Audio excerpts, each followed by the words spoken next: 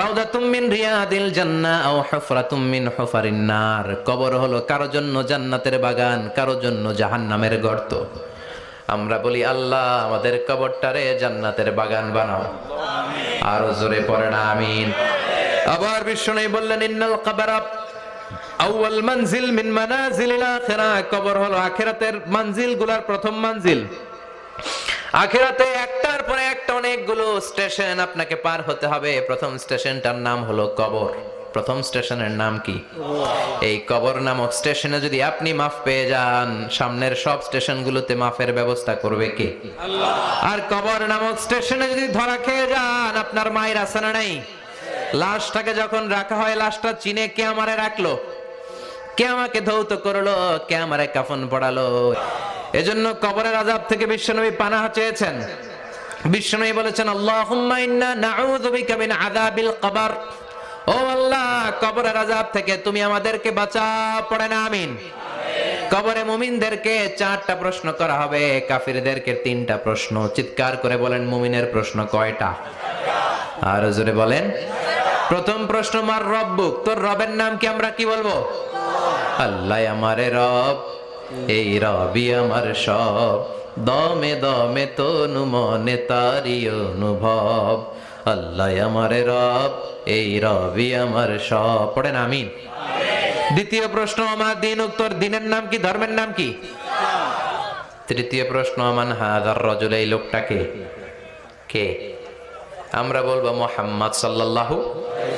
3টা প্রশ্নের উত্তর যখন আপনি কবরে করে দিতে পারবেন, অতিরিক্ত একটা প্রশ্ন ওয়ামা ইলমুক, এই যে 3টা প্রশ্নের উত্তর পাল্লা, কেমন করে উত্তর জানলা? কোত্থেকে শিখেছো? নকল করে আনছো কাফনের কাপড়ে? পরীক্ষার হলে নকল আছে না নাই? হাতে নকল আছে না? পায়ে নকল, মোজার ভিতরে নকল আছে না নাই? মোবাইলে নকল আছে না নাই? নকল থেকে আল্লাহ তুমি বাঁচাও। আরো আস্তে কোন আমিন। কিভাবে জানলা? কেমন করে 3টা প্রশ্নের উত্তর শিখলা? What is the source of your knowledge? তথ্যসূত্র কি? আপনাকে বলতে হবে আমি যেই কিতাবটা থেকে শিখেছি কিতাবটার নাম কি? চিল্লায় বলেন কি নাম? আসে আর চলে যায়। প্রতিদিন মাইকে অ্যানাউন্স শুনি অমুক এলাকার অমুক লোক নাই। দাদা গেল, বাবা গেল, বড় ভাই গেল, আত্মীয় স্বজন গেল, আমাকেও যেতে হবে, এই চিন্তা মাথায় নাই। চিল্লায় এখন ঠিক কিনা? এজন্য লাইফটা হলো one time, one chance. Second কোনো চান্স আপনাকে দেয়া হবে নাকি? কাফেররা বলবে ইয়া রাব্বি আরেকটা সুযোগ দেন। লাউ আন্না লানা কাররা ইয়ানি মাররা, আল্লাহ আরেকটা সুযোগ যদি পেতাম দুনিয়াতে ভালো করে আসতাম। আল্লাহ বলবেন ইন্নাহা কালিমাতুন কাইলুহা, এটা শুধু তাদের মুখের কথা, তাদেরকে আবার সুযোগ দিলেও তারা কিচ্ছু করবে না। চিল্লা এখন ঠিক কিনা? এজন্য একটা চান্স আমরা পেয়েছি, এই দুনিয়ার ওয়ান চান্সে আমরা ভয় পাবো একজনকে। চিল্লায় বলেন তিনি কে? আল্লাহ। এজন্য যেতে আমাদেরকে হবে। এই মরণ থেকে পালানোর কোনো সুযোগ কেউ পালাতে পারে নাই। এই মরণ হলো আখিরাতের প্রবেশদ্বার। মরণ নামক পালকিতে চড়ে আমরা কবরের ভেতরে ঢুকি। মরণ হলো প্রথম পর্ব, কবর হলো দ্বিতীয় পর্ব। জোরে কোন ঠিক কিনা? এজন্য বিশ্বনবী বললেন আল কবর রাউদাতুম মিন রিয়াদিল জান্নাহ আও হুফরাতুম মিন হুফারিন নার। কবর হলো কারো জন্য জান্নাতের বাগান, কারো জন্য জাহান্নামের গর্ত। আমরা বলি আল্লাহ আমাদের কবরটারে জান্নাতের বাগান বানাও। আরো জোরে পড়েন আমিন।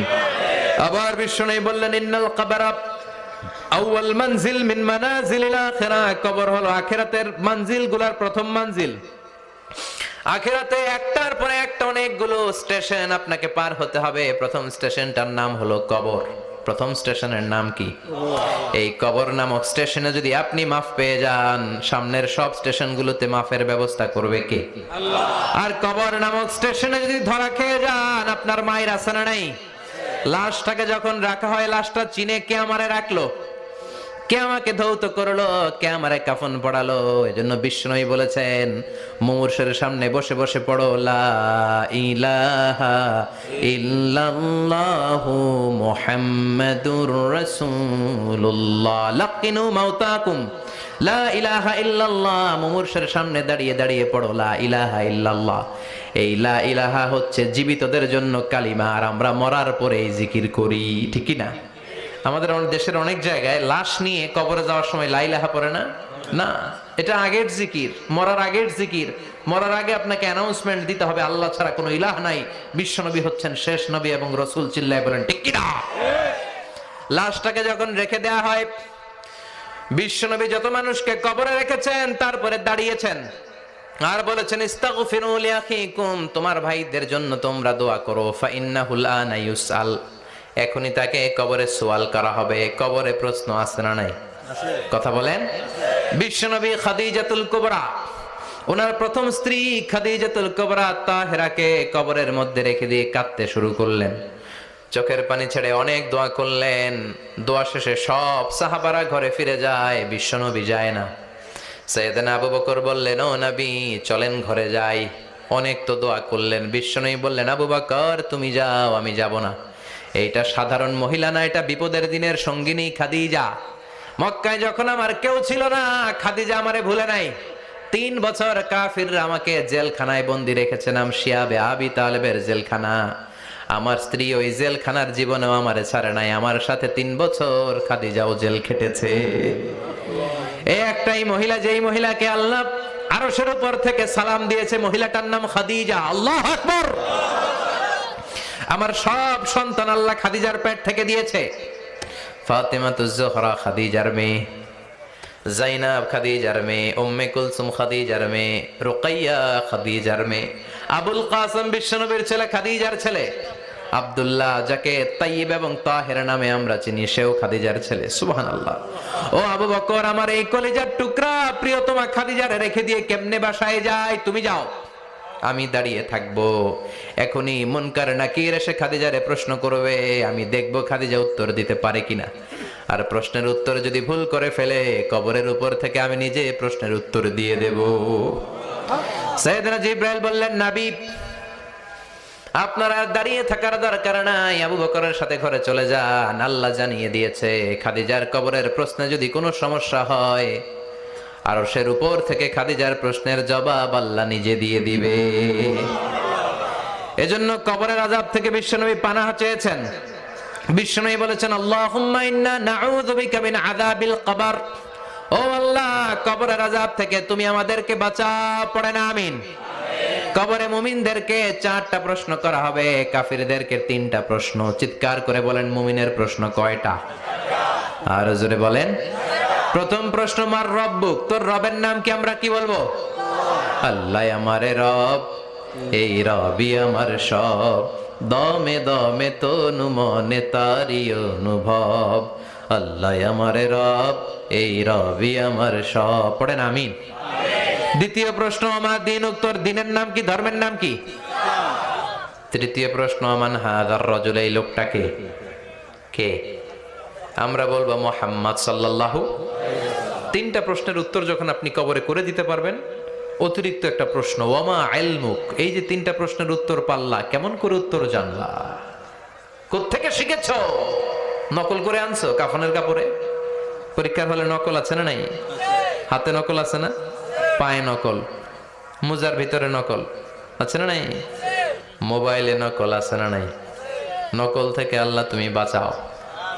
আরো আস্তে কোন আমিন। কিভাবে জানলা? কেমন করে 3টা প্রশ্নের উত্তর শিখলা? What is the source of your knowledge? তথ্যসূত্র কি? আপনাকে বলতে হবে, আমি যেই কিতাবটা থেকে শিখেছি কিতাবটার নাম কি? চিল্লায় বলেন, কি নাম?